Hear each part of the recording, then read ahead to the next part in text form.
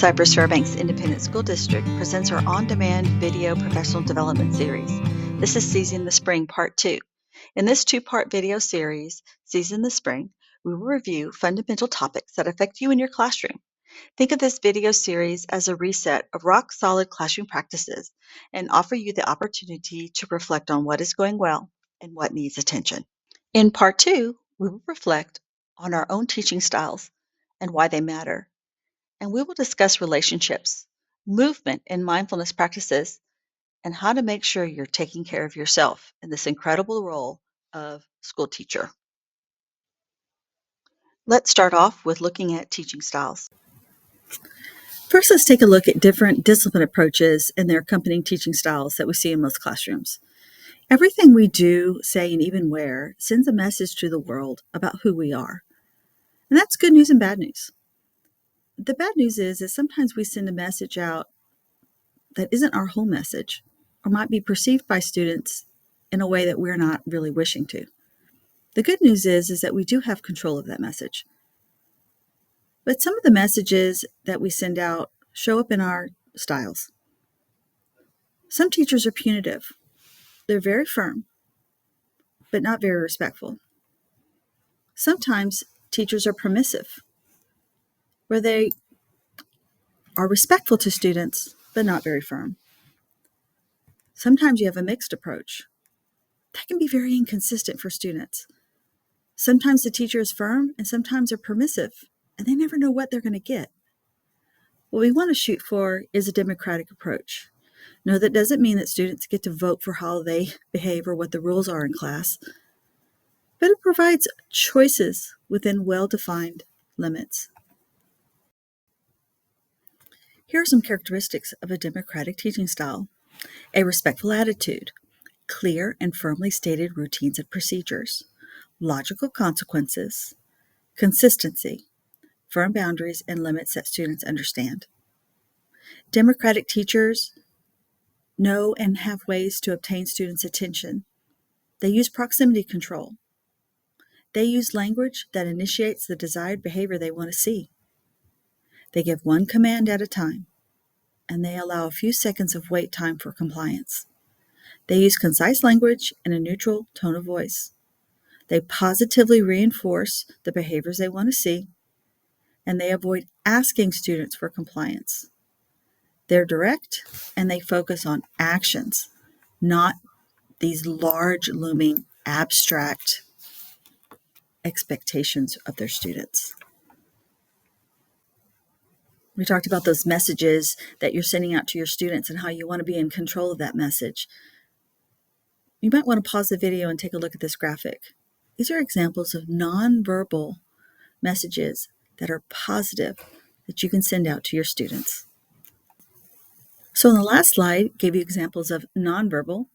Here's some examples of verbal communication, ways that you can reframe what you want to say to your students. Reframe your communication so that you're able to tell your students what you want them to do rather than what you don't want them to do. In our next section, we'll talk about relationships. Good relationships are built on trust. Trust is built on structure, predictability, reliability, and dependability. Norms and routines make relationships happen. So where do we start in building relationships with our students? We start with seeking to understand our students by listening and asking the right questions of our students. Trust is the foundation of all relationships, and we gain trust by being consistent with our students. We also gain trust by listening and asking the right questions. That helps us build relationships with our students. A strategy you can use to do just that is called 2x10. For 2 minutes and for 10 days, you will meet with a student and get to know them on a more personal level. Ask them questions about their world that's not related to school specifically. What are their interests? What are their dreams? What are their goals? This is a great way to get that conversation started. Another way that you can build a relationship with your students is to acknowledge their effort with general praise. Notice the triangle in the bottom left corner. The green base of the pyramid represents about 85% of your students. About 85% of your students are compliant. That means they do what you ask them to do. You can acknowledge their efforts with general praise. Acknowledge with wows, good jobs, nice, and super. Another way to acknowledge effort is through specific praise. You'll notice that the examples of the statements have a general praise statement, but we add a description of the specific way the student acted in order to receive reinforcement. You'll also notice in the lower right-hand corner, Tier 2 on the pyramid is circled. While all students benefit from specific praise, students in Tier 2 could benefit from targeted praise as they're learning new skills. And here's an example of a praise type that's called effective praise. Notice that it is very wordy because it includes a general praise statement, a specific praise statement, and then finally the benefit of performing this action for students. Again, while all students benefit from hearing effective praise, students in Tier 3 can be targeted as they're learning new skills with effective praise to increase their likelihood of repeating their positive actions. In this next section, let's talk about how we can use movement and mindfulness in our classrooms. Here are some benefits and examples of using intentional movement in your class. Physical activity improves students' focus, attention, retention, memory consolidation, creativity, and mood. Movement breaks, from recess to a short dance party to doing standing stretches at their desk, boost students' mental sharpness. Studies suggest that regular physical activity supports a healthy child's development by improving memory, concentration, and positive outlook. For example, researchers found that children who had an opportunity to run 15 to 20 minutes before class were less distracted and more attentive to schoolwork. These positive effects lasted 2 to 4 hours after their workout. When adding intentional movement to your lesson plans, be just that. Be intentional. Ask yourself, how often do you feel movement would benefit your class? Mindfulness is bringing one into the present moment, promoting calmness to one's feelings and emotions. When dealing with escalated behaviors, using mindfulness when you respond can have a huge benefit for both you and for your students. You never want to match an escalated behavior or aggressive body language of your students with your own. When we focus on understanding the whole child instead of consequences to give, we will get more positive moments out of our students than negative ones. Think about the difference between responding to escalated behavior and reacting.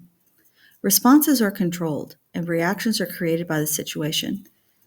Reactions can be damaging, while responses can be guiding and more valued. Think about that famous Pavlov's dog experiment. This is where we learned classic conditioning, that whenever there's a stimulus, there is a response. But between the stimulus and the response is a space, and within that space is time to think about how you will respond to the situation. What behaviors do you experience when reacting to negative behavior? What behaviors do you experience responding to negative behavior? There is a well-known saying that if you're on an airplane and the oxygen masks deploy, that you should put on the mask on yourself first before taking time to care for others and assisting small children or elderly people in getting their mask on. Let's talk about self-care. You may want to pause the video to take a look at the different responses to self-care. What is the cost of not engaging in self-care? What happens to us when we don't take care of our hearts, our minds, our bodies, and souls? Not only do we want to pay attention to this as teachers, these are great ideas to help students with their stress levels as well. A common challenge or obstacles that teachers state is there's simply not enough time for self-care. And the first thing to go is little things that they do for themselves. but when would be a time to practice or engage in any of the activities on the screen? You might want to pause the video to take a deeper look. As you start reading them, you can realize that even if you were to read a book, you don't have to read the whole chapter. Just providing 15 or 20 minutes of just downtime, things that you do just for yourself, can make a world of difference in your stress levels. We've reached the end of Season the Spring Part 2. Let's think about what we can do for tomorrow. What strategies from this particular video segment can you put into play right away? In today's video segment, we talked about teaching styles, your approach to discipline, how to build relationships and praise students for the behaviors you want to see, the power of movement and mindfulness, and how there's always time to take care of yourself so that you can be the best student you can be. We encourage you to implement the strategies from this video to enhance your classroom management. Thank you for taking time to view our professional development on demand.